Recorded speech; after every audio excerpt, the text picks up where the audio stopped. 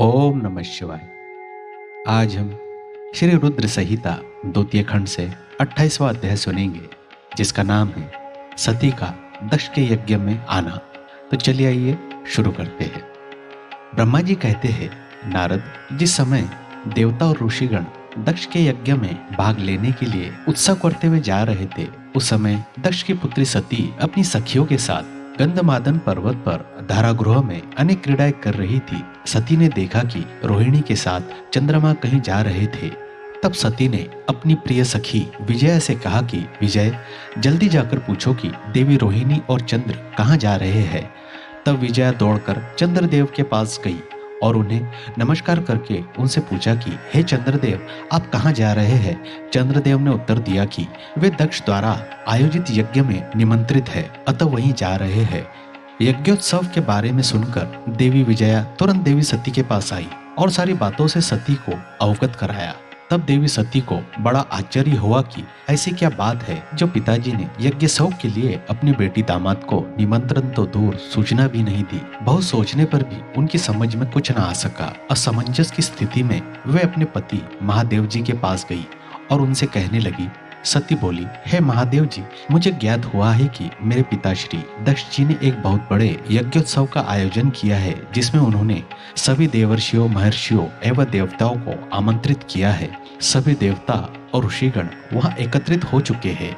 मुझे बताइए कि आप वहां क्यों नहीं जा रहे।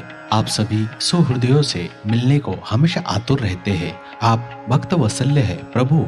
उस महायज्ञ में सभी आपके भक्त पधारे हैं।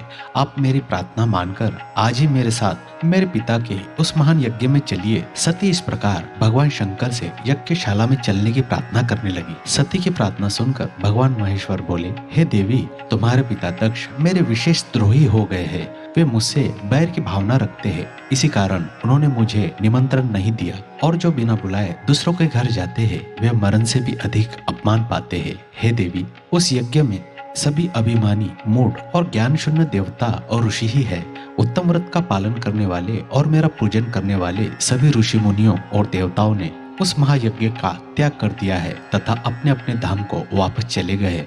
अतः प्रिय, हमारा उस यज्ञ में जाना अनुचित है। वैसे भी बिना बुलाए जाना अपना अपमान कराना है। शिवजी के इन वचनों को सुनकर देवी सती क्रुद्ध हो गई और शिवजी से बोली, हे प्रभु, आप तो सबके परमेश्वर है। आपके उपस्थित होने से यज्ञ सफल हो जाता है। आपको मेरे दुष्ट पिता ने आमंत्रित नहीं करके आपका अपमान किया है। भगवान, मैं ऐसा करने का प्रयोजन जानना चाहती हूँ कि क्यों मेरे पिता ने आपका अनादर किया है। इसलिए मैं अपने पिता के यज्ञ में जाना चाहती हूँ ताकि इस बात का पता लगा सकूं।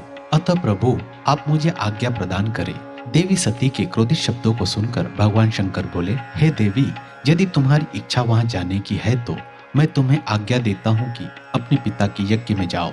नंदीश्वर को सजाकर उस पर चढ़कर अपने संपूर्ण वैभव के साथ अपने पिता के यहाँ जाओ। शिवजी की आज्ञा मानकर देवी सती ने उत्तम श्रृंगार किया और अनेक प्रकार के आभूषण धारण करके देवी सती अपने पिता के घर की ओर चल दी। उनके साथ शिवजी ने 60,000 रुद्रगणों को भी भेजा। वे सभी गण उत्सव रचाकर देवी का गुणगान करते हुए दक्ष के घर की ओर जाने लगे। शिव गणों ने पूरे रास्ते शिव शिवा के यश का गान किया। उस यात्रा काल में जगदम्बा बहुशोभा पा रही थी। उनकी जय जयकार से सारी दिशाएं गूंज रही थी। और इसी के साथ श्री रुद्र संहिता द्वितीय खंड 28वां अध्याय यहीं समाप्त होता है। अगर आपको यह जानकारी और ये कहानी पसंद आई है तो मेरे इस चैनल को सब्सक्राइब करें, लाइक करें और शेयर करें। आप सभी को यह पूरी कहानी सुनने के लिए मैं दिल से धन्यवाद करता हूँ।